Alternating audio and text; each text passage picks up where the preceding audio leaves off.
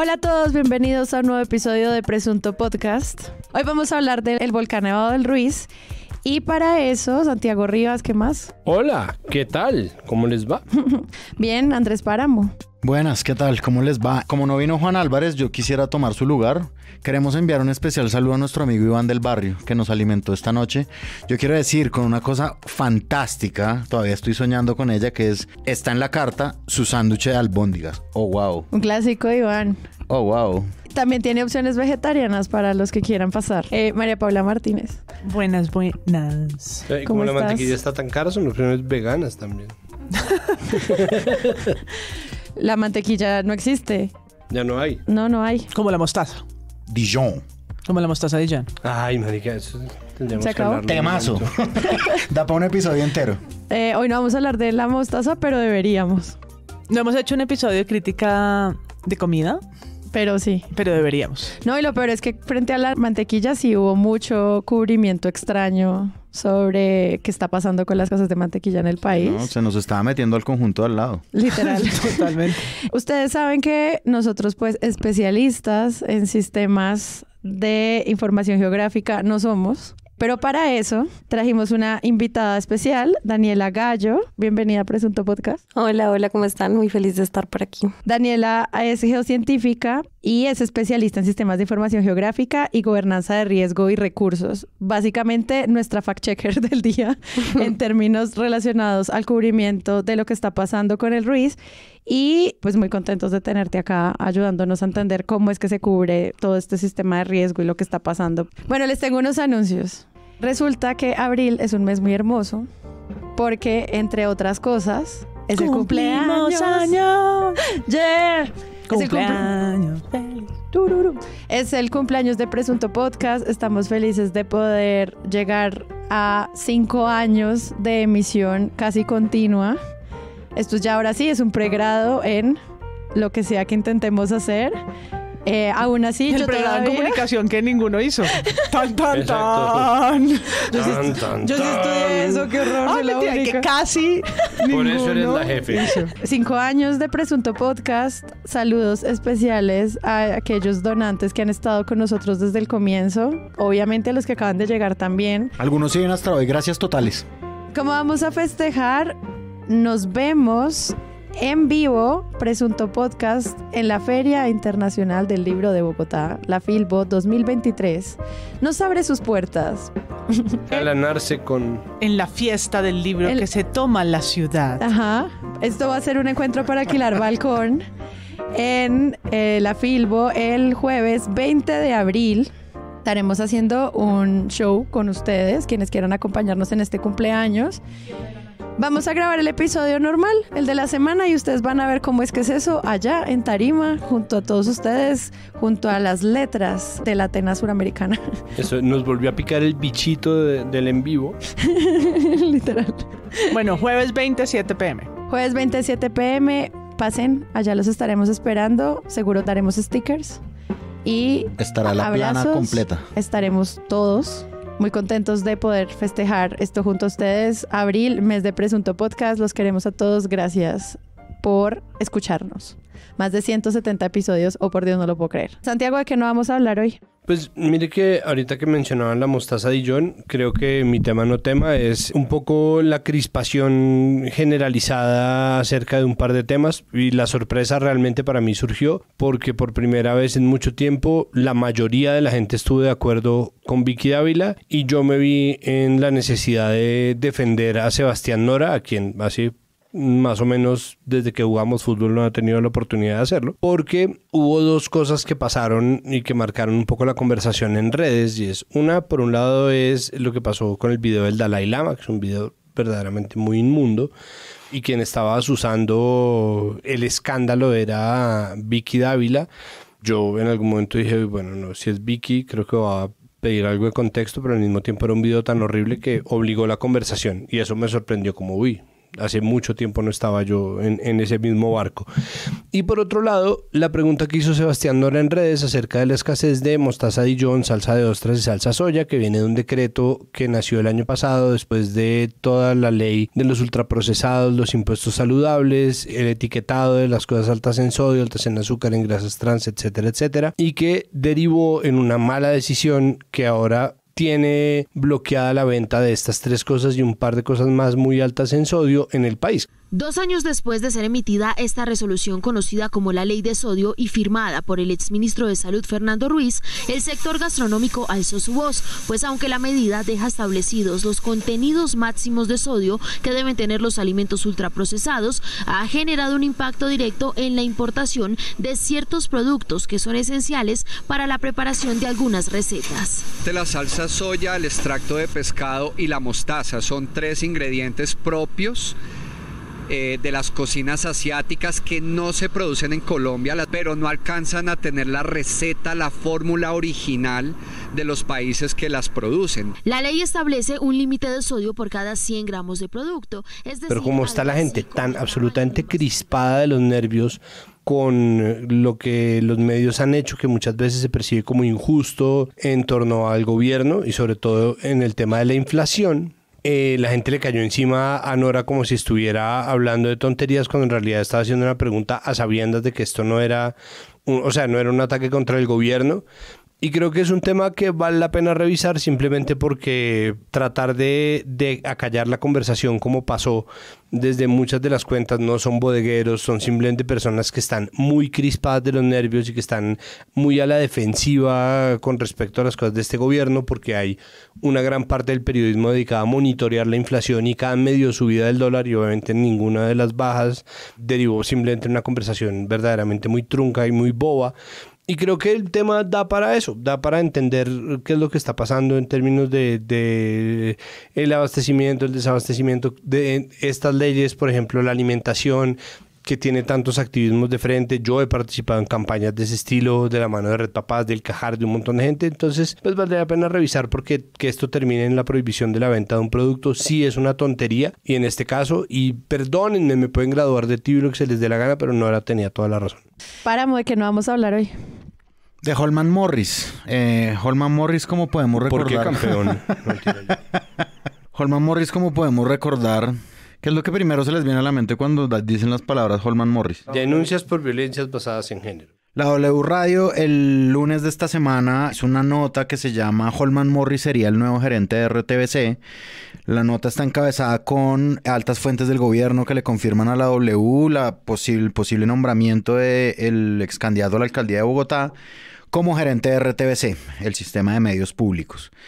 Digamos que hay mucho de dónde cortar, o sea, no solamente lo que estaba diciendo Santiago por las denuncias de violencia de género, sino también es la propia violencia que se ha ejercido contra las mujeres dichas en denuncias también dentro del sistema de medios públicos, que nosotros incluso una de esas investigaciones la premiamos en los premios Presunto por buena investigación, y de lo que no ha pasado casi nada. Una de las exigencias que se hacían en este programa era: bueno, y podemos nombrar de pronto al director también, o sea, es decir, como para que tome las riendas de esto. Hay mucha opacidad frente a ese nombramiento.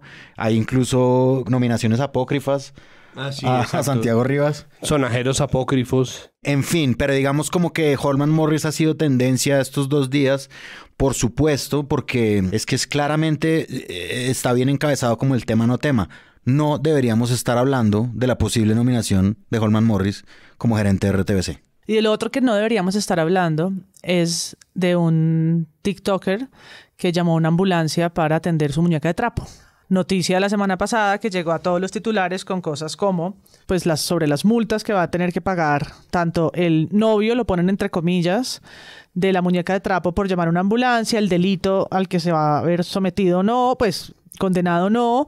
Incluso tuvo una discusión en Blue Radio en el que Néstor Morales acusó de idiotas a los paramédicos que le siguieron el juego, porque lo que podría ser simplemente un video viral que hace en su casa jugando con una muñeca de trapo, que se supone es lo que él hace poniéndola en muchas situaciones, pues se convirtió en una noticia de la vida real, en el espacio público con las redes públicas y el sistema 123 de emergencias en medio de la Semana Santa, cuando pareciera que ninguna otra noticia pasa, excepto la que vamos a hablar hoy, que es un volcán. Pero, pues, si ustedes revisan, ¿no? Son más de 50, 60 noticias alrededor de un hecho que, de todas luces, no es noticia. Se conoció un video en el que Daniel Montenegro, un joven bogotano que creó una familia de trapo, se muestra angustiado por el estado de salud de la que considera su esposa Natalia. Los paramédicos que habrían filmado le preguntan que por qué solicitó el servicio de urgencias. Ya le vamos a tomar los signos vitales. La madre de mi hija. Vamos a tomarle los signos vitales. Yo me acabo de enterar. O sea, mi algoritmo me salvó de eso. ¿Te salvó? A mí no. Hay fotos, videos, me imagino. hay declaraciones en las que la persona pues da por hecho y dice que su novia está muriendo. Todo esto, estamos hablando sobre pues una muñeca de trapos. Ese viene siendo una noticia hace un buen rato, ¿no? Esta persona que tiene una familia de trapo que de hecho tuvo que desechar a una de sus anteriores parejas de trapo y ahora tiene una nueva. Ay, no más. A mí me parece que está terrible. Ahí hay dos conversaciones en lo que dicen Páramo y MP que están pendientes. Una es salud mental, porque finalmente sí hay un asunto que nosotros tendríamos que revisar sobre, primero, cómo estamos todos en general como sociedad, porque esto pues obviamente es un extremo verdaderamente delirante de la conversación pública en un país que pues pucha, está en medio de tanta cosa. Pero además pensando en la figura de esta persona que decide inventarse, incluso si es en principio solo por llamar la atención, una familia de trapo, y es una conversación pendiente sobre salud mental que tenemos ahí hace rato en Salmuera. Y lo otro es, no deberíamos estar hablando de Holman Morris, incluso en La Potencia me parece a mí noticia. Yo creo que es importante el pronunciamiento, pero es importante decir que no hay nada concreto ni nada confirmado. Lo que sí deberíamos estar hablando fijo es de RTBC, porque no puede ser 8 meses de una omisión tan ridícula como no tener gerencia. Alguien en el puesto de gerente de RTBC, que es el Sistema Nacional de Medios Públicos. Esto, pues es decir, esto de verdad es urgente, era urgente en agosto de 2022 y es urgente, más que urgente, ahora en abril de 2023.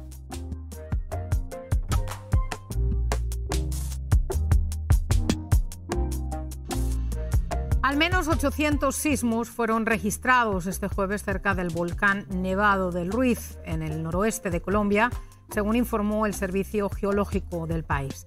Y el miércoles se detectaron más de 7.000 sismos.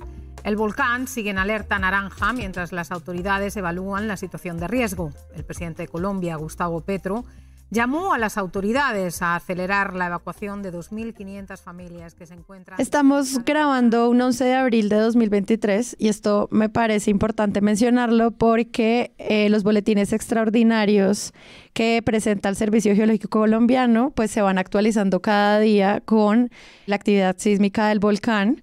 Y esto es importante porque lo que estamos haciendo pues va a la luz de las últimas noticias y como vamos a analizar, todos estos datos son tan cambiantes y tan inesperados que pues mejor aclarar en qué estamos con el volcán hoy, porque no, cuando ustedes escuchen esto el viernes, pues seguramente habrá otro tipo de informe. Dice el informe que la actividad del volcán Nevado del Ruiz sigue siendo muy inestable, que hay parámetros que muestran que la actividad del volcán continúa y todos estos parámetros que son múltiples variables entre los que hay una cantidad de términos técnicos de lo que está pasando o no allí, pues son la fuente de noticia para todos los periodistas que están siguiendo el caso.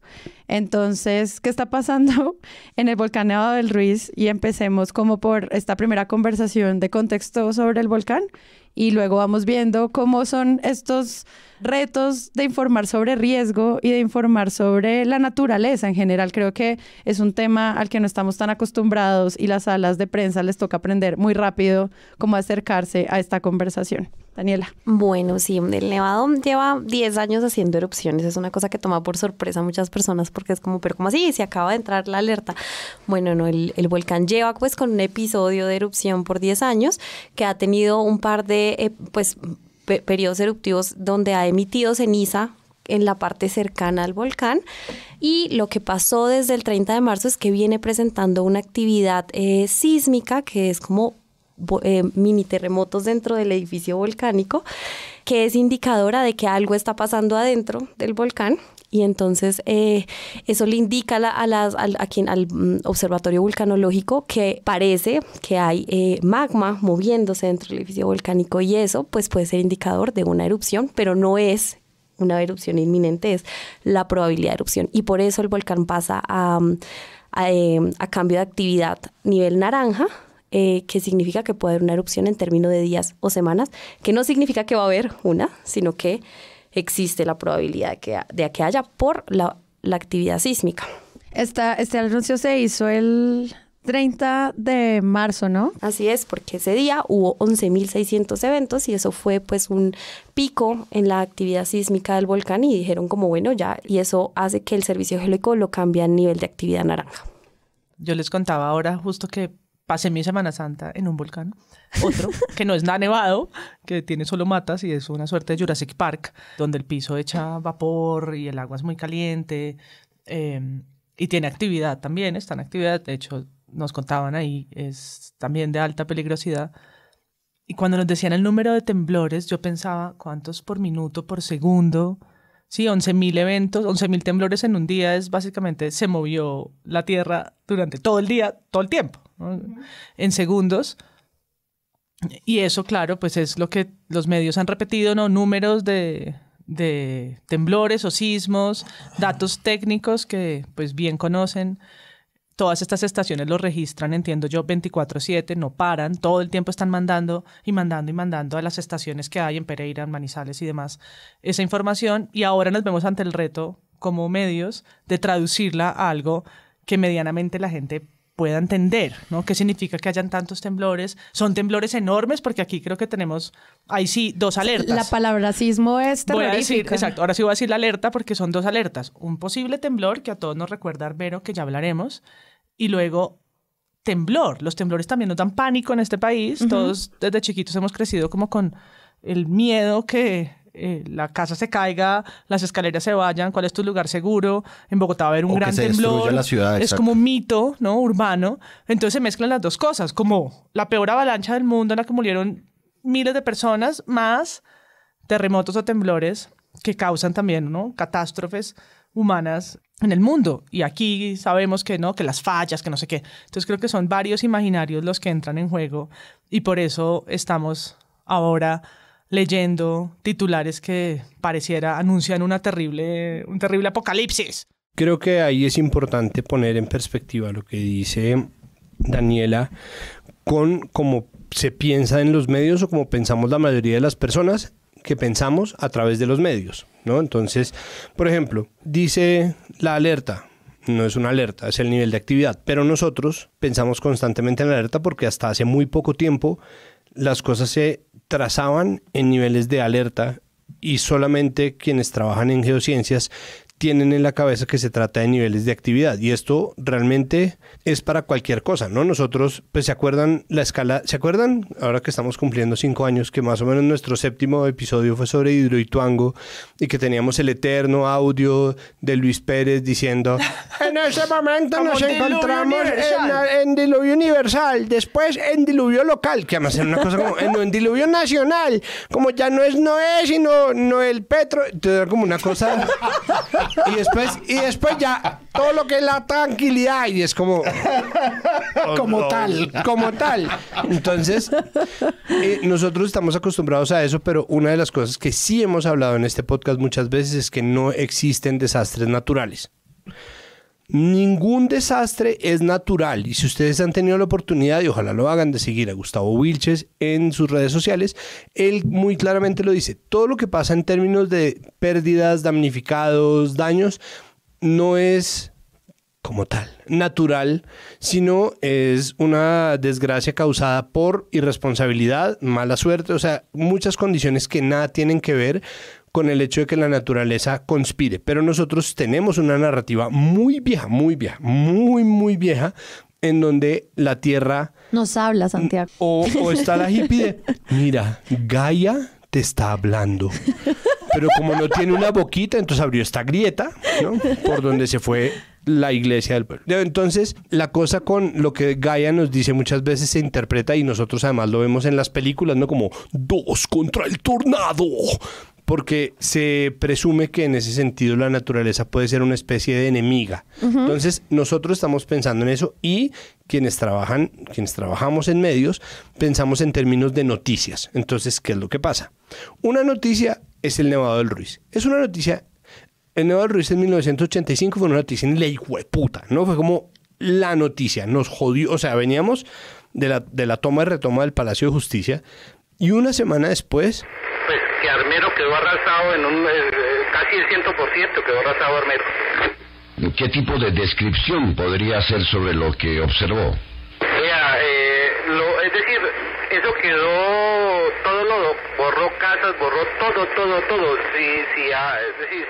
Ocurre esta avalancha, sepulta a Armero, aparece la figura de Omaira, que es además un caso de revictimización mediática absolutamente horrorosa. Sí, eso es de estudio, de caso. Es un estudio de caso de periodismo. Y se vuelve, ¿no?, un asunto. Tanto que cuando se dice que el volcán Nevado del Ruiz está en erupción desde hace 10 años, la gente se imagina eso, ¿no? No hay otra forma de imaginarse. No hay otra forma, porque los ritmos de los científicos, de las científicas, los ritmos de la ciencia en general, pues son primero de monitoreo constante, es decir, todo el día están viendo eso, pero además se trata de fenómenos que se miden en matices muy distintos a lo noticioso. Entonces, si alguien hace 10 años hubiera salido a decir, y el Nevado del Ruiz está en erupción, la gente habría salido a llorar a las calles y a latigarse la espalda porque no otra vez se abatió sobre nosotros el desastre. Entonces nadie lo dice porque se trata de erupciones muy distintas a lo que nosotros solemos pensar. La mona de la chocolatina Jet, donde sale la lava explotando, ¿no?, en la montaña de perfil negro, o muestran, ¿no?, Pompeya fue sepultado. Entonces uno piensa en el volcán y uno piensa en una calamidad absoluta, pero estos son 10 años de erupción en nivel de actividad amarillo. Por eso hay algo que tú dijiste ahorita que es como la gente no se logra imaginar, pero yo sí creo que en este caso uno sí puede segmentar a qué gente, y casi siempre es a la gente de Bogotá, porque cuando tú vives en Manizales o en el Tolima o incluso en Nariño, uno sí está ahí viendo esas erupciones todo el tiempo. Yo crecí, hice mi bachillerato en Manizales y recuerdo siempre ver las erupciones, siempre ver la conversación sobre los gases, de vez en cuando tener algún tipo de actividad en el colegio por las cenizas, como parte del día a día de estar cerca a la cordillera. Tienes una conciencia. Y era una conciencia. Claro. Entonces, cuando uno no se logra imaginar esto desde Bogotá, es donde se pueden empezar a crear todas estas historias súper terroríficas, sensacionales de la naturaleza odiando a la gente. Pues no tenemos esos referentes, al menos para comprender como esos sistemas de acceso a la geografía local. Pero es que además Bogotá es Bogotá porque los españoles están huyendo de la malaria, ¿no? Y Bogotá es Bogotá porque un poco se estaba huyendo de un montón de cosas que obviamente son absolutamente inevitables. Colombia es un país que tiene riesgo sísmico constante, está en una franja de riesgo sísmico altísima. Nosotros tenemos temblor, si no es día por medio, a diario, aunque no sean de magnitudes altas. La Mesa de los Santos es una zona de altísima inestabilidad sísmica. Es decir, nosotros tenemos de verdad, y tenemos un montón de volcanes, 3 cordilleras, todo eso que le decían en la clase de sociales de primero de primaria, como, tenemos 3 cordilleras, no sé cuántos volcanes, los nevados, ¿no? Entonces uno se imagina eso, pero desde Bogotá es verdad que uno ve la calamidad, ¿no? Uno no puede comprender cómo la gente en Pasto, ¿no? Bárbaras naciones, caray, ¿no? Viven al lado de un volcán. Galeras. Y uno oye toda la música los pastusa. Es nacionales. como desde Galeras y si la Colombia profunda y los territorios. La gente en los territorios, ¿no?, está acostumbrada a vivir ello. ¿No le parece que eso es la barbarie absoluta? Ahí nace la cosa y es la centralización absoluta de los medios de comunicación. Claro. Y de la conversación pública, que es una cosa que también hemos tratado en este podcast antes, por el silenciamiento de tantos municipios. Pero además de eso, ¿se acuerdan la caricatura de Yamid Amat en el siguiente programa? ¿Ustedes se acuerdan del siguiente programa? El programa animado de Martínez Francisco y Santiago Moure. Claro. ¿Se acuerdan que Yamid Amat era ¡haga llorar a ese niño! No, ¿se murió gente? Repórtelo. Que es un poco lo mismo. Es como, hay una erupción volcánica. ¿Qué pasó? No, salieron unas fumarolas, no, salieron unas cenizas. No, ¿cómo así? ¿No hay nadie en riesgo? No. Ah, no, como mierda. No, eso no vale ni la pena reportarlo. Sí, que me gusta lo que haces porque me sirve de puente para hablar de él y lo que publica el Servicio Geológico Colombiano. Publica un hilo explicando lo que Daniela explicó ahorita. Y es como, ¿qué significa como los colores? ¿Qué significa pasar de amarillo a naranja? Y eso pues es insumo para los medios y en específico una nota de Noticias 1. Y empezamos. El Servicio Geológico Colombiano mencionó por primera vez la posibilidad de declarar alerta roja por la intensa actividad que está teniendo el macizo volcánico del Nevado del Ruiz. Camilo Galán. Mónica, ayer el volcán registró 3.400 sismos, lo que significa que su actividad está creciendo y que hay que considerar la posibilidad de una erupción. La inestabilidad del Nevado del Ruiz ha puesto el Servicio Geológico Colombiano en estado de alta tensión por el comportamiento y contingencias que se están presentando en el volcán. La situación actual indica que en cualquier momento se deberá cambiar de alerta naranja a roja, lo que implica que se estaría anunciando que hay posibilidades de que se presente una erupción. El volcán sigue muy inestable. Que podría explicar el hilo como que paso a paso qué es lo que está pues como diferenciando acá el sistema, pero no es tan ganador como simplemente explicar que hay unos sismos en el volcán, sino hay que poner la alerta roja y el titular encima a pesar de que la noticia esté llegando a esos lugares. No sé ustedes qué opinan de eso, lo que dice Santi, como de hay que encontrar esa historia que nos va a dar que la gente venga y nos mire. Porque sin pensar un poco en las consecuencias de eso. Porque la premisa natural del periodismo es lo extraordinario, no lo ordinario. Ajá. Entonces, pues, no sé, cuando ya hay actividad constante en un volcán, porque no es que no lo hubiera, entonces, pues, no van a informar en Manizales, los medios del Quindío no van a informar todos los días. Hoy también, ¿no? Hoy también está en actividad. Y mañana, 10 años, en cambio, todos los también. días. Entonces ya no es noticia. Si es una cosa ordinaria, ya no es noticia. Sí. Lo que es noticia es lo extraordinario. Entonces lo tienen que además poner en función de, en principio, ciudadana, pero yo creo que siempre vuelve a la idea del posible daño. Entonces alertemos, porque yo sí creo que en el imaginario está mejor si decimos, lo exageramos para que la gente reaccione más, porque si no es la inercia y nadie hace nada.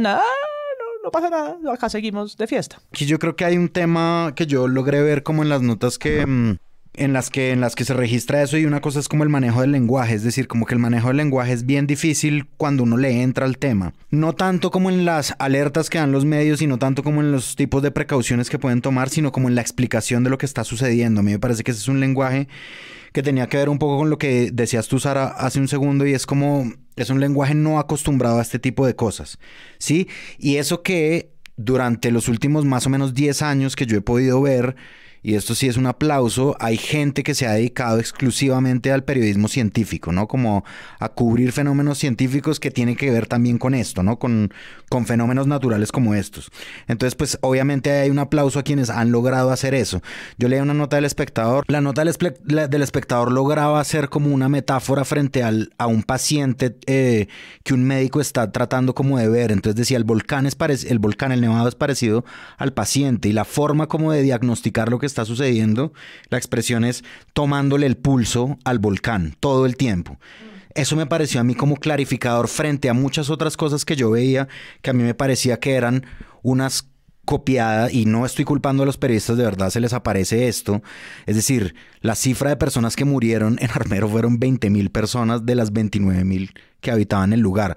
O sea, el fantasma sí es grande, ¿no? Como el fantasma es gigantesco, y yo creo que la reacción potenciada y exponenciada ha sido más o menos ha sido totalmente razonable a mi juicio. El problema de esto es cuando se baja esto. Entonces la mayoría de palabras que se usan y de términos que se usan son de términos de autoridades científicas que uno no logra entender tan bien, ¿sí?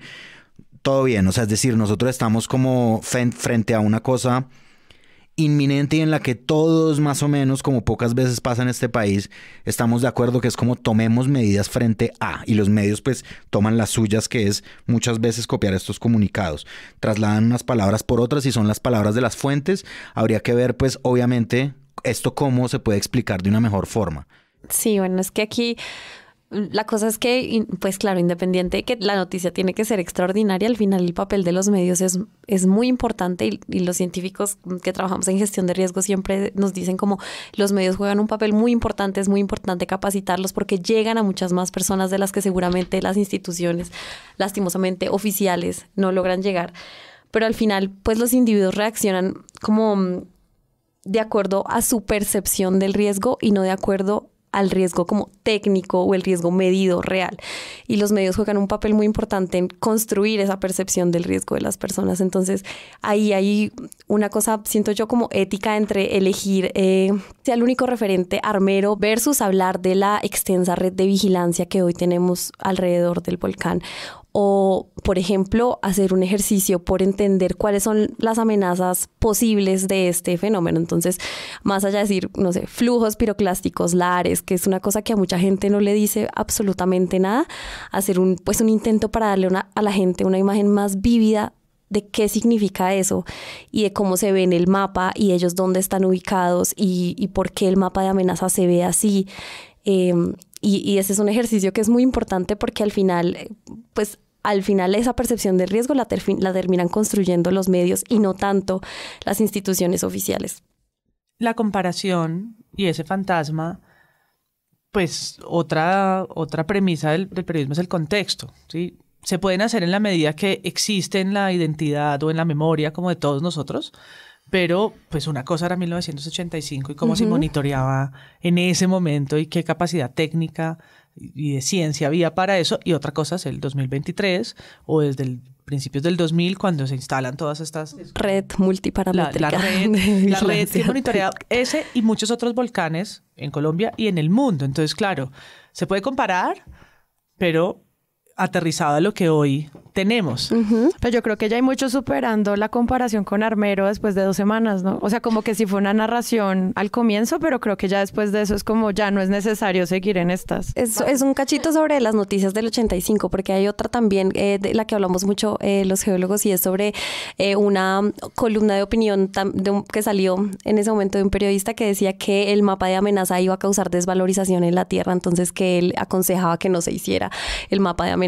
Entonces también un poco como cuál es el rol de los medios en también como hacer una agenda política en contra de salvar vidas y de que la ciencia avance en entender los fenómenos y podamos cubrir de manera como honesta esa forma en la que nosotros entendemos los volcanes, que ha sido la forma en que hemos logrado salvar más vidas, ¿sí? Como... Hay una serie de riesgos para tomar en cuenta. Yo aquí, este es el momento en el que yo tengo que declarar mi conflicto de interés, porque yo, por cercanía, amor y pareja, estoy al lado de las comunicaciones del Servicio Geológico Colombiano. Y es importante decirlo porque obviamente yo he tenido la oportunidad de ser testigo del trabajo que están haciendo en el servicio, y es algo que me viene pues por mi casa, por mi compañera de vida, y ahí está obviamente involucrado mucho de lo que yo siento, pero además creo que puedo aprovechar ese conflicto de interés para decirles lo que yo he aprendido hasta el momento. Lo primero es que existen 2 cosas a calcular. Por un lado está la desidia, que sería como esa columna de opinión, ¿no? Que dice como, ay, pero por favor, ¿no? Como, o la extrema calma, porque del otro lado está el pánico, ¿no? Entonces, cuando pasó lo de Armero en el 85 no había redes sociales. Ahora que ya tenemos la memoria de lo que pasó en Armero en 1985 y que las redes sociales están cundidas del potencial constante de pánico, ¿no? Ahora que Twitter, por ejemplo, es más efectivo que la radio para saber si tembló o no, ¿no? Antes cuando temblaba, ¿no? Tembló, entonces, ¿no? La abuela de uno prendía el radio y de una decía, ¿no? Como porque siempre había alguien en cabina que uno te decía, bueno, atención, se acaba de registrar un terremoto, un temblor, lo que fuera. Ahora es Twitter, ¿no? Uno entra, tendencia temblor, sí, weón, sí tembló, ¿no? De cuánto fue, de dónde es, de inmediato está ahí, entonces... Y como angustia compartida. Exacto, y todo el mundo como, no... ¿Lo sintieron? Son 55 mensajes de WhatsApp. ¿Lo sintieron?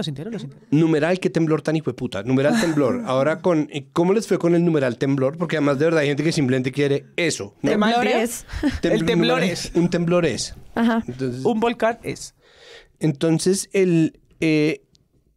hay un péndulo que toca mantener muy en un rango sano de alarma o alerta, más que alarma, versus calma, ¿no? Uno no puede salir a matar a la gente del pánico, sobre todo porque ese pánico genera mucha desinformación. Sí. La primera desinformación que existe es la gente que empieza a hacer geometría y relaciones temporales, ¿no? Entonces, tiembla en México y en varios días 17 en años terminados en 3, ha temblado en México. Y es como, entonces le toca al Servicio Geológico y a todos los servicios de gestión del riesgo decir, sí, es verdad, pero eso no quiere decir que haya ninguna correlación. Está la parte de la Tierra nos está hablando.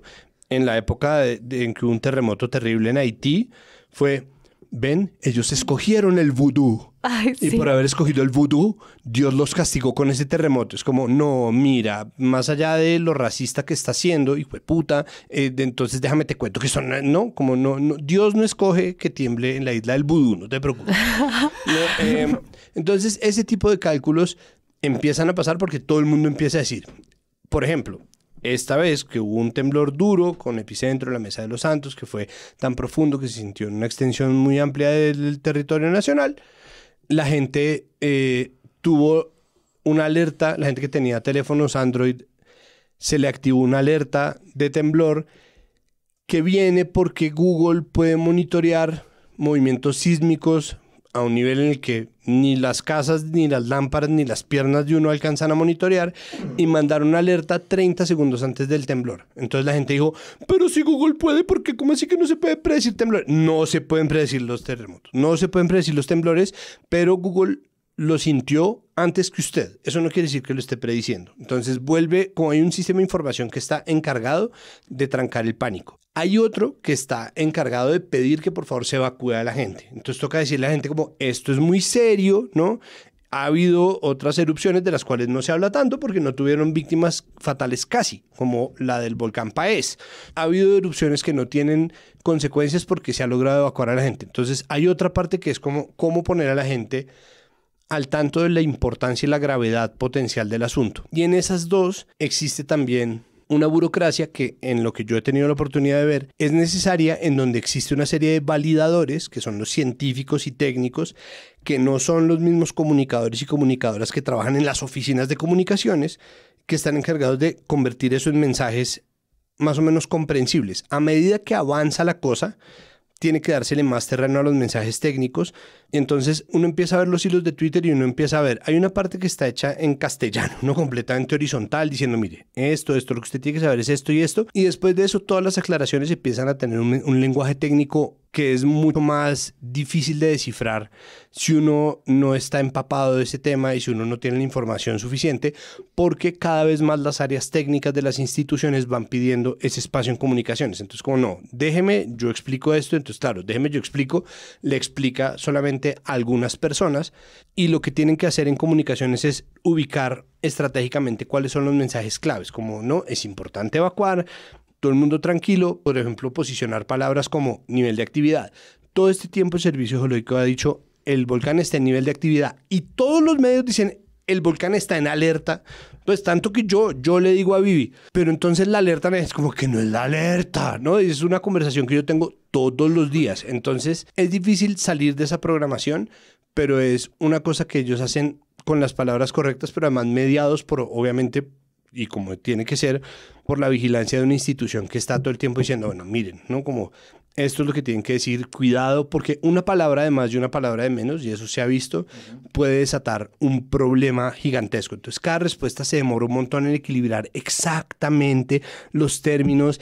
Y si hay un matiz de más, que es lo que pasa con la nota de Noticias 1, que es que son tratando de interpretar que por fin el Servicio Geológico Colombiano pensó que se podría llegar a una alerta roja. Es como no, porque no hay forma de predecirlo. Lo que están tratando de hacer es contarle a la gente qué pasa si el volcán llega al nivel de actividad rojo, ¿no? ¿Eso qué implica? Porque obviamente la gente empieza en redes a preguntar, ¿y cuándo va a llegar a rojo? No sabemos. ¿Y qué pasa si llega a rojo? No sabemos. ¿Pero qué podría pasar? Ah, bueno, entonces aquí vamos.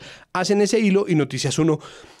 Por primera vez en todos estos días, el Servicio Geológico Colombiano determinó que podría pasar a rojo. No es verdad, no es verdad. Eso no es lo que dice el hilo. El hilo dice, ¿qué pasaría para que usted se informe si esto llegara a ser así? No hay una historia para contar.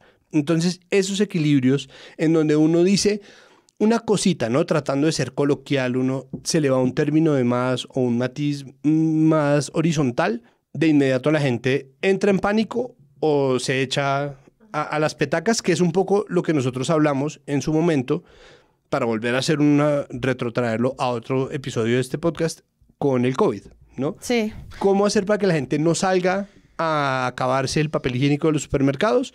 ¿Cómo hacer para que la gente se tome en serio la necesidad de lavarse las manos y usar un tapabocas, ¿no? Eso era como el equilibrio en el que tocaba moverse todo el tiempo.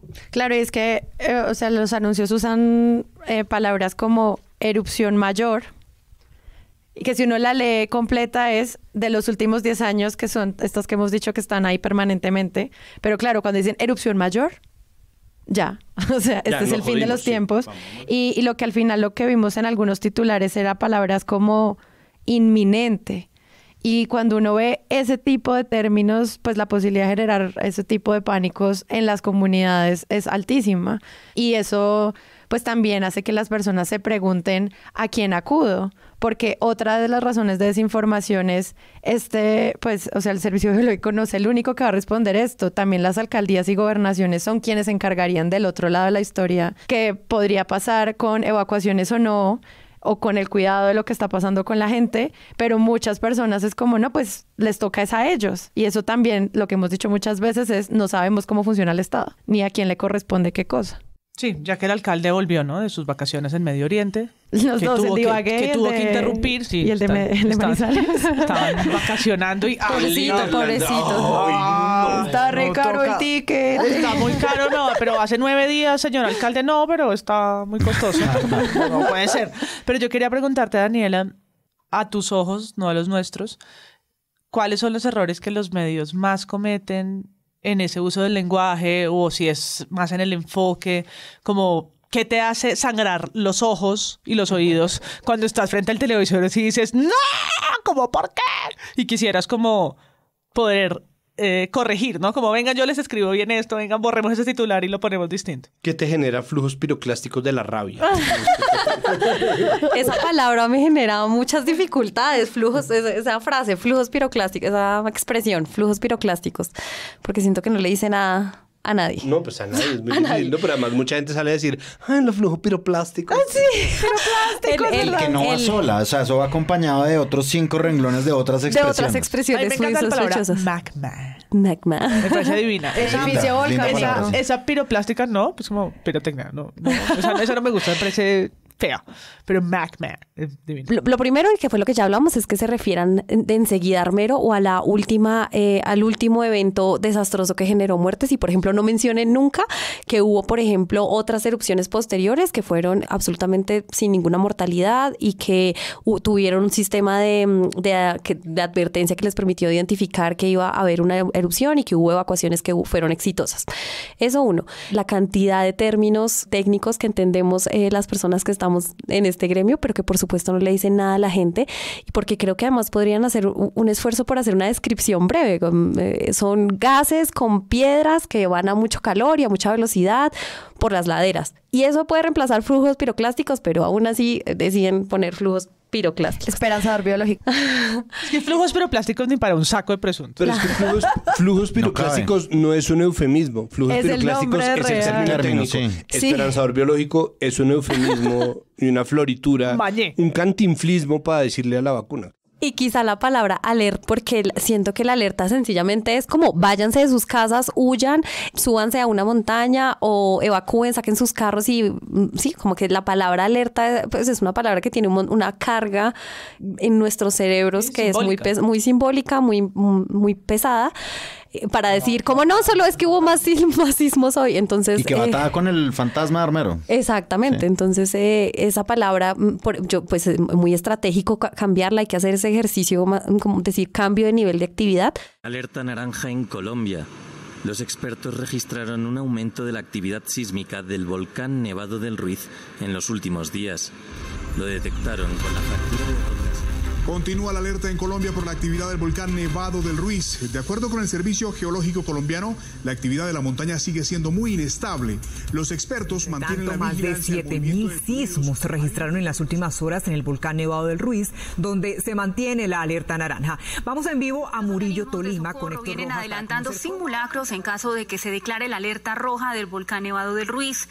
Este mecanismo funciona como medida preventiva para... Al final, sí es muy importante que se entienda que el volcán no está igual todo el tiempo, que está modificando su actividad y que esa actividad, o sea, y que ese cambio de actividad es bueno que podamos percibirlo porque nos permite tomar decisiones que salvan vidas, sin que eso signifique que todo el mundo, pues que todos los niveles de actividad significan lo mismo. Entonces, alerta roja, alerta naranja, alerta amarilla, no.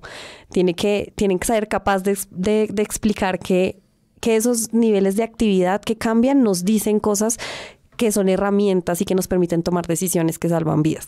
Es que uno encuentra términos del tipo sismos asociados a fracturamiento de roca.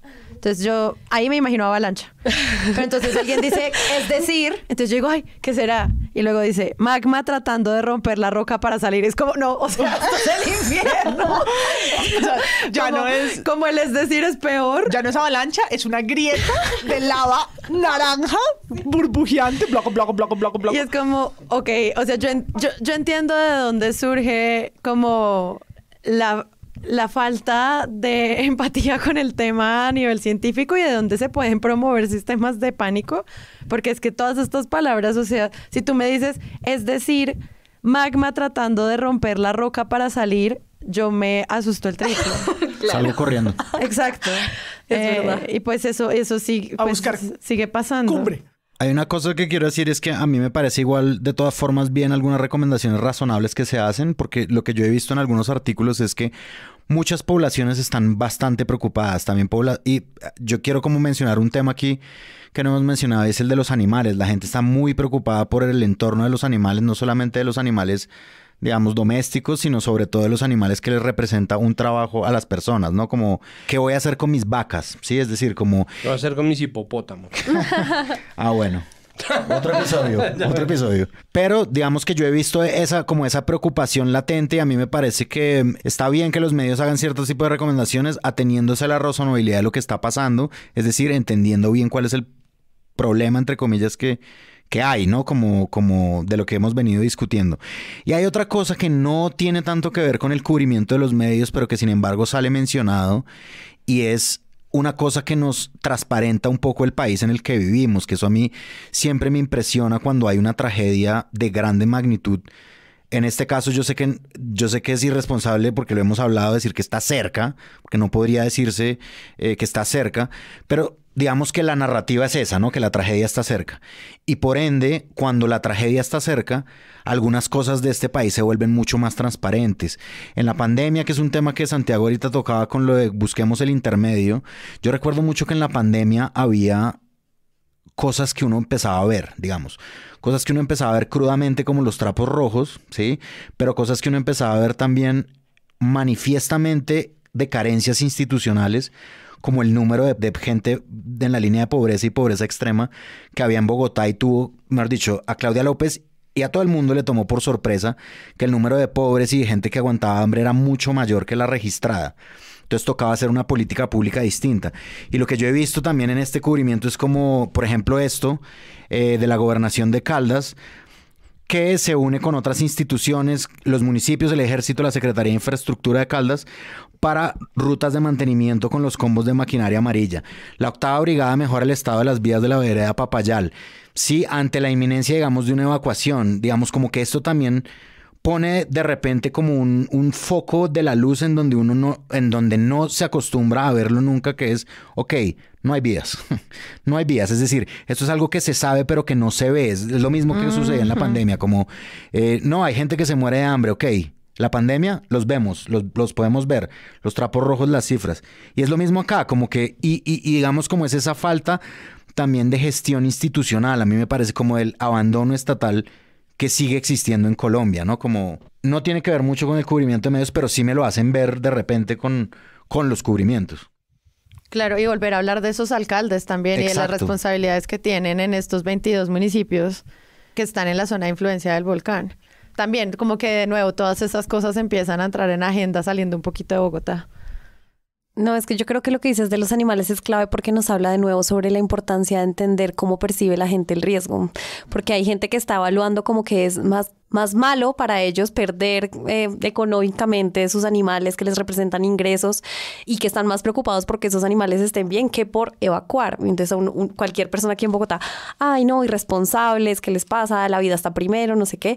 Pero por eso es muy importante entender el sistema de creencias y la percepción que tiene la gente del riesgo para que las políticas, los planes, las comunicaciones del riesgo sean eficientes y le lleguen a la gente a la que tienen que llegar. Si no están en sus códigos, no tiene sentido. A mí me parece muy importante que ellos estén haciendo el esfuerzo por evacuar también los animales, porque significa que están leyendo las preocupaciones de la gente que van más allá de sus vidas.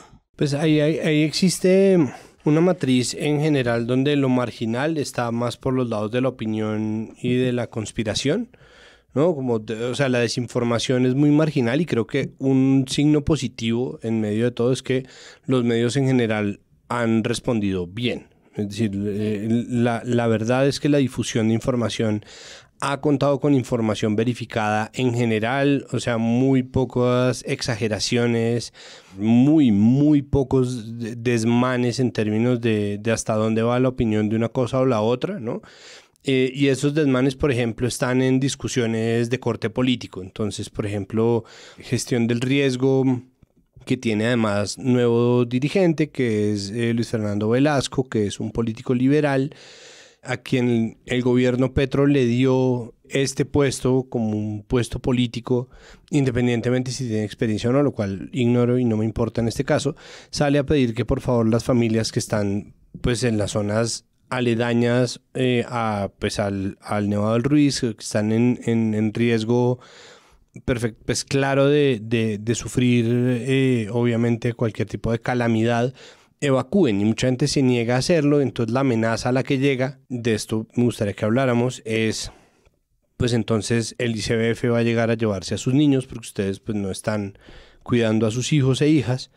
Entonces pues el ICBF se los va a llevar, como si ustedes se quieren quedar, se quedan ahí sin hijos. Entonces ahí es como se crea una cantidad de matices desde la victimización a quienes les quitan los hijos versus los cálculos que están haciendo en términos de negociación dura para lograr la evacuación versus no. Entonces hay un montón de cosas que están pasando ahí, pero fuera de todos los matices que hay que tener en cuenta, sale parte del periodismo a acusar entonces al gobierno, ¿no?, de ser una dictadura que le está quitando a los niños, ¿no?, y que están usando esos niños como la guerrilla que recluta. Entonces esas extensiones a las que se llega desde el terreno de la opinión, pues eso es una locura. Lo otro son narrativas absolutamente marginales, según las cuales, y esto es una cosa que corre mucho más en redes que otra cosa, pero hay que tenerle, o sea, siendo que hay medios que se dedican a reportar lo que pasa en las redes, pues hay que tenerle mucha atención a eso.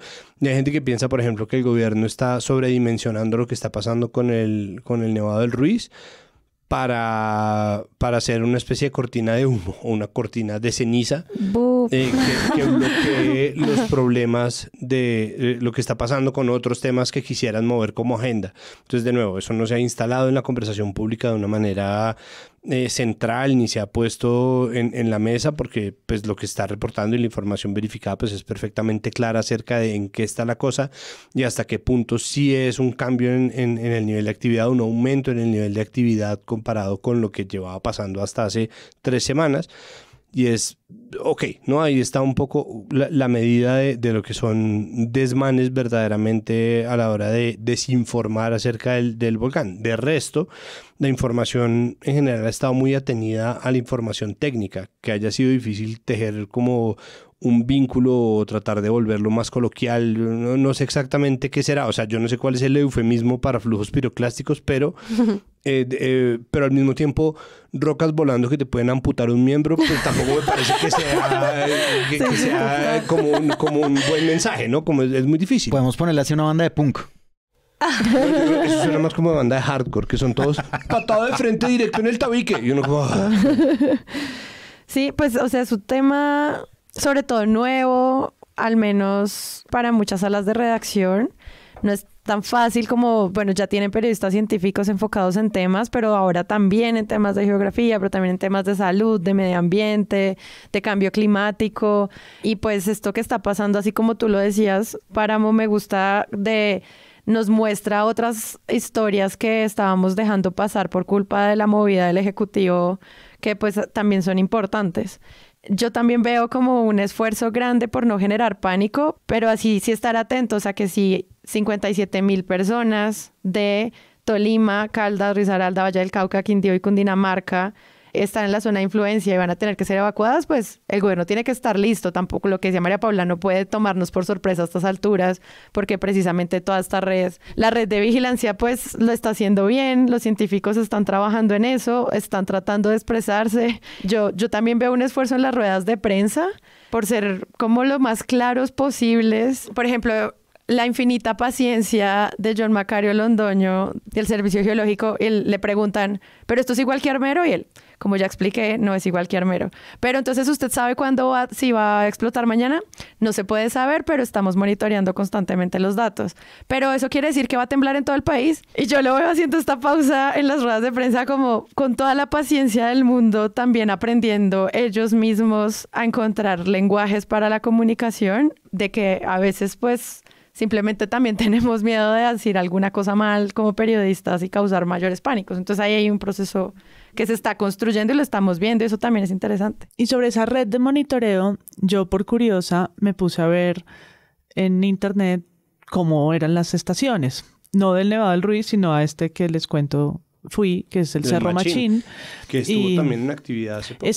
Pues está en constante actividad, es un volcán activo, cubierto, que tiene unas particularidades. El cráter es de más de 2 kilómetros de diámetro, completamente tapado en vegetación, que tuvo a más de 400 familias viviendo ahí, en el cráter, que fueron evacuadas en el 2008, 2009, a propósito de una actividad que se empezó a registrar mayor, con sismos y demás.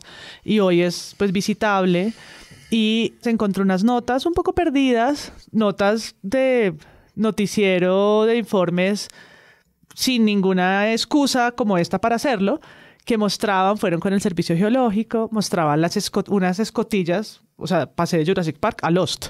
Eran unas escotillas en el piso, abren la escotilla, son como 2 metros hacia abajo y muestran como la cavidad donde están todos estos aparatejos mandando señales que tienen, por supuesto, que revisar periódicamente porque, pues, que sirvan, que estén, que calibrar, que la electricidad, todo funcione, las pilas, whatever. Entonces todo el tiempo hay visitas en las camionetas, y son 16 son 16 estaciones que monitorean todo lo que está pasando y que revisan que las señales estén. Yo decía, claro, pues es más normal para estas poblaciones que los ven las camionetas, saben, se topan con las mismas redes de esto. Para mí pues era como wow, ¿no? Nunca había visto esto. Me encontré una nota perdida en un medio que qué bueno que hicieron sin razón. ¿Me explico? O sea, Caracol mandó a una persona a esta población que se llama Toche, que es la que está más cerca, es 1 hora de Cajamarca más o menos, a que contara simplemente que eso existe. Pero eso ayuda a que entre más lo hiciéramos, ¿no? Pues cuántas hay en el Nevado del Ruiz, en el volcán, qué mide, ¿no? Más y más información que esas unidades de ciencia empiezan a tener en su récord, y que no, como hemos dicho aquí varias veces, que no hace que este tipo de noticias sean como paracaídas, como, ¿y ahora? ¿Cómo contamos esto? ¿Cómo así que hay estaciones? ¿Cómo así que están actividades? Como sí, pero nunca ha dejado de estar. Yo me ponía a ver en Wikipedia el Machín y es como, se cree una actividad en el 1600 y es como, wow, bueno, ¿no? Decía 1600. Yo, ok, ¿no? Y yo me vengo a ver una nota del 2023 donde me entero que esto, cuál es la situación pues más actual. Entonces, nada, quería como, me imagino que las estaciones deben ser similares, o no, a lo mejor en el Galera son de una forma, y en este, que es un cerro muy bajito y que no tiene nieve y demás, son de otra, pero no tenemos tantas imágenes. Era eso. Yo nunca he visto imágenes del cráter con vegetación, de lo que es una red de monitoreo. No tenía en mi imaginario reels de esto. El que uno tiene es montaña pelada sacando lava roja. Por un lado, porque es cinematográfica. Por el otro lado tiene como la fumarola, ¿no? Blanca encima, como este humo encima del nevado, que es bellísimo. Y luego tiene como un lodazal. No más. ¿Sí? Cuando no está pasando eso, cómo se monitorean, cómo son las laderas de ese volcán. Esas imágenes no existen. Los medios no tienen archivos sobre eso. Entonces, a mí sí, de lo que tú decías, Daniela, pues me llama la atención porque casi todos los titulares que recuperamos dicen alerta. O sea, no es el gazapo de un periodista o de una periodista desprevenida que se le fue. No. O sea, tenemos El Colombiano, crece alerta en el Nevado del Ruiz. El Tiempo. Volcán Nevado del Ruiz, impactantes fotos aéreas en medio de la alerta naranja. Revista Cambio. Nevado del Ruiz, ¿se puede repetir la tragedia? Es el titular. Ese fue y la foto complejo. de atrás es la foto del cementerio de Armero. Es el titular y luego explican muy bien lo que está sucediendo. Sí, ese es un titular también atrapa gente. Sí, exacto. Es clickbait, pero el clickbait en este caso en un país donde sabemos que la gente en su gran mayoría solamente lee el título. ¿No? Vanguardia. ¿Qué pasa si la alerta del volcán Nevado del Ruiz cambia de naranja a roja? Y pues finalmente la que ya mencionaron, que la Noticias 1, que el banner dice de alerta amarilla a roja, que tú lo mencionabas y es una estupenda imagen y es ¿qué pasa si uno está viendo el noticiero en mute? En un restaurante. Solamente se queda con el banner. De alerta amarilla roja, o sea, ya, ¿no? Claro. Y a mí me parece eso que tú dices muy impresionante porque Colombia es un país de volcanes, o sea, no es como un volcán que tenemos ahí en la mitad de la nada y que hace y tiene actividad una vez cada 27 años, no, son 27 volcanes en todo el territorio nacional, muy bien distribuidos por toda la cordillera central, que además tienen mucha actividad y es muy, pues, o sea, en este punto deberíamos tener como más idea de cómo cubrirlos porque pues es una cosa que pasa muy seguido, como es una realidad de nuestro país. Nosotros convivimos con volcanes, vivimos en las laderas de los volcanes, no es una ni dos familias, son millones de familias en Colombia las que viven en laderas de volcanes. No es una cosa extraña, no es una cosa por negligencia, no. Las familias se asientan alrededor de los volcanes porque son zonas súper fértiles, donde crece de todo. Minerales. La zona cafetera de Colombia es zona cafetera nomás porque ahí está lleno de volcán, ha habido historia volcánica por muchos años y todo eso está lleno de nutrientes que deja la ceniza. Entonces somos un país súper volcánico y cubrir esas noticias bien es fundamental porque hay mucha gente viviendo alrededor de los volcanes. Es una gran agenda en ese sentido. Es una gran agenda tener siempre noticias o notas alrededor de todos esos 27 y la vida alrededor de todo. Y la imagen es muy importante porque hay una cosa que hablamos mucho y es como es muy importante que la gente tenga información clara que les permita pensar, como hacerse en su cabeza una idea de cuál es la amenaza esperada. ¿Qué es lo que puede pasar? Y eso se construye a través de imágenes. Es que no hay nada que hacer. Se construye a través de imágenes, se construye a través de videos. Entonces, pues, listo, nadie sabe que es un flujo piroclástico. Suena horrible. Bueno, ¿cómo se ve un flujo piroclástico? ¿Cómo se ve? Y por dónde va? Y bueno, todas esas cosas que se muestran en los mapas de amenaza de una manera más cercana. Pero sí, a mí me parece que es una agenda muy importante y que es una agenda, además, yo siento muy interesante. Siempre que hay como una erupción, como que el gremio de las geociencias la pasa muy bien porque mucha gente está preguntando cosas que nos encanta contestar y es muy chévere. Y yo siento que es una agenda como que atrae mucha atención cuando ocurren estos eventos y pues... yo me sentía... No, y las fotos son absolutamente espectaculares. Sí. O sea, las fotos que el Servicio Geológico aéreas ha puesto a disposición de los medios son como de marcar, uno no puede creerlo, uno se siente fascinado por la naturaleza misma.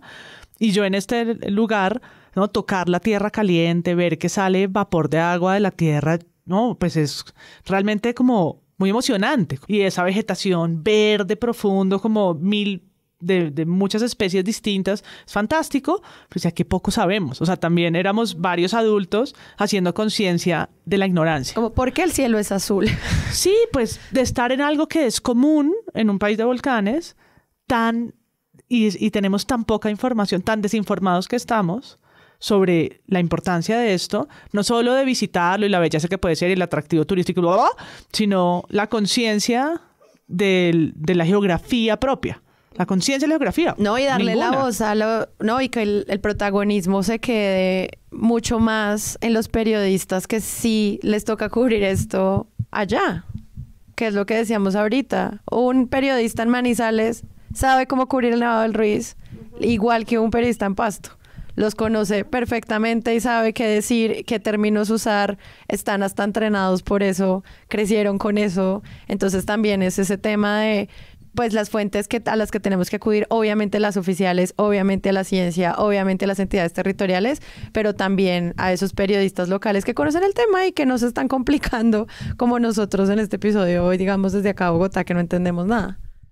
Valdría la pena entender eso como un fenómeno estructural, porque finalmente lo que ocurre ahí es algo que toca toda la extensión del territorio colombiano, porque la visión de lo colombiano en general está tan centralizada, pero además de eso está tan pegada de las agendas del poder que termina viéndose en un momento de estrés, en un momento de angustia, en un momento tan desafiante, lo mucho que está puesto en juego ahí, ¿no? Entonces, primero está el centralismo, como bien lo dice Sara, y es como, pucha, el centralismo es tanto que termina viéndose obligado el Servicio Geológico a corregir, además con mucha ponderación y tranquilidad, a José Félix Laforí, que en media nivel de actividad naranja pone una foto del Nevado del Ruiz del 2021 y pone nuestro precioso Nevado del Ruiz en plena erupción. Y es como, ¿qué? Sí. O sea, como, no, pues obviamente es como, pero ¿cómo se le ocurre poner esa vaina? ¿Por qué lo puso? Es absolutamente desconcertante que haya decidido hacer eso, porque francamente, y citando al sabio Juan Gabriel, qué necesidad, ¿no? Pero qué necesidad. Entonces termina esa discusión dándose precisamente porque están las otras agendas. No es solamente la centralización, sino nuestra obsesión con las agendas políticas, que nos impide ver todo lo demás, y que además, esto obviamente pasa en el mundo entero, pero Colombia, que es un país que se precia de tantas cosas que nada tienen que ver con lo humano, que se precia de su biodiversidad, que tiene una actividad sísmica y volcánica tan grande, que tiene una historia ligada además a la Comisión Coreográfica, a la Expedición Botánica, ¿cómo puede ser que sea un hito en la historia, ¿no? Que obviamente en un país de científicos no se narre más a menudo el estudio de todo lo que a nosotros nos rodea y que requeriría de un periodismo científico activo? Y el periodismo científico está ahí, pero también es una responsabilidad de las salas de redacción darle preponderancia.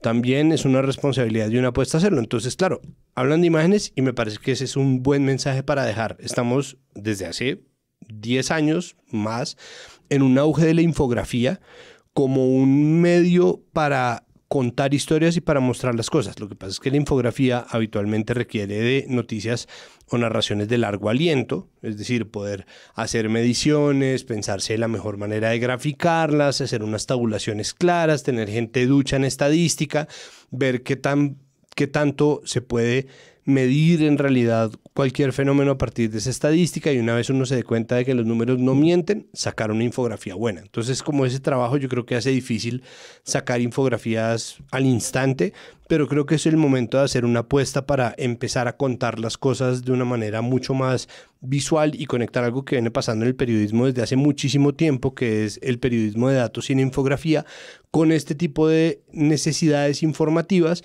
que transcurren no solamente por la necesidad de poder conectar con la gente, sino conectar con los formatos actuales, que son los videos cortos, las redes sociales basadas en imágenes, y la forma en que eso puede permitir como dar una dimensión real, de nuevo, teniendo el péndulo lejos de la alerta, teniendo el péndulo lejos de la desidia. O sea, además que a mí me parece que el periodismo sobre la naturaleza, bien llevado y bien hecho, y como con periodistas expertos, no solamente es necesario, sino que también es vendedor. O sea, es vendedor, tiene rating, tiene como gente que está interesada en eso, gente, llamémosla en este caso, gente del común, es decir, no como expertos científicos, sino lectores como comunes y corrientes.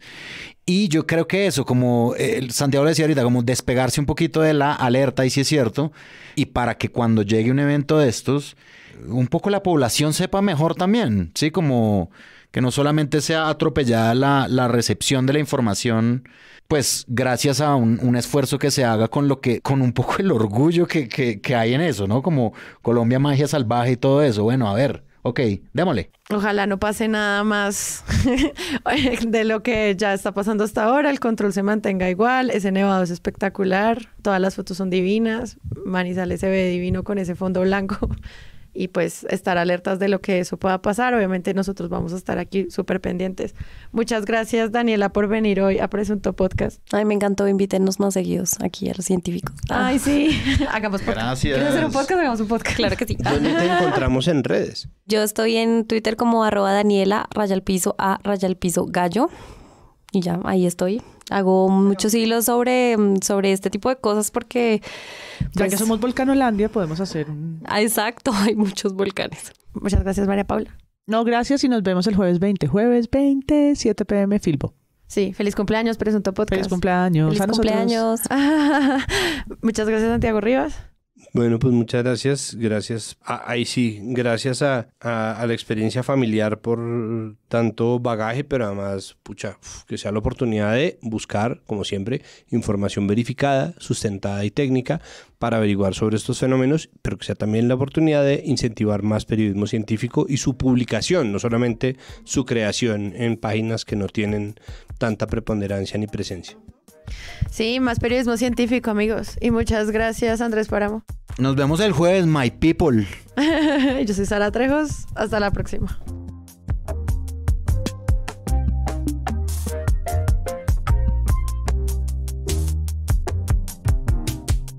Si les gustó este episodio y quieren apoyar este podcast, los invitamos a que lo compartan en todas sus redes sociales. Esa es la mejor manera de crecer. Presunto Podcast es producido por Sara Trejos con el análisis de Santiago Rivas, María Paula Martínez, Juan Álvarez y Andrés Páramo. La postproducción la hacemos Rodrigo Rodríguez del Oro Podcast y yo. Nuestra asistente de producción es Paula Villán de Sillón Estudios. Les invitamos que visiten presuntopodcast.com, donde pueden ser donantes y parte de la membresía de Presunto. Con su ayuda podremos financiar este proyecto y diseñar mejoras para ser sostenibles y salir cada semana. Al mismo tiempo, en la misma página pueden encontrar el ingreso a nuestra comunidad de Discord, que si no saben qué es, imaginen un superchat donde cada tema tiene su propio canal, desde una selección de memes y titulastres, pero también canales de crítica de medios sobre periodismo de género, internacional, ciencia, político, cultural y chequeos. También pueden escucharnos en nuestro canal de YouTube y en todas las plataformas de podcast. Presunto Podcast es producido en Sillón Estudios, una red de podcast independiente donde pueden encontrar otros podcasts. Gracias a ustedes por escuchar. La próxima semana esperen un nuevo episodio.